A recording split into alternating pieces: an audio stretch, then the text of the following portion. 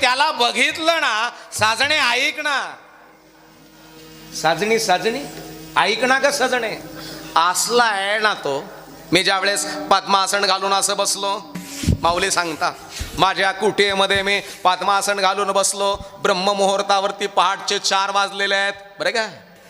आणि 4ला मी माझ्या कुटीत बसलो, कुटियाचं दार लावलेलं आहे आणि दीर्घ श्वास घेत होतो आणि श्वासाला त्याची वारी चालू होती. वारी चुकण दे हरी, त्याची वारी चालू होते. नामाचा महिमा नाभिस्थानापासनं ब्रह्मरांद्रीपर्यंत जात होता बरं का. असं ओढायचे माऊली, असं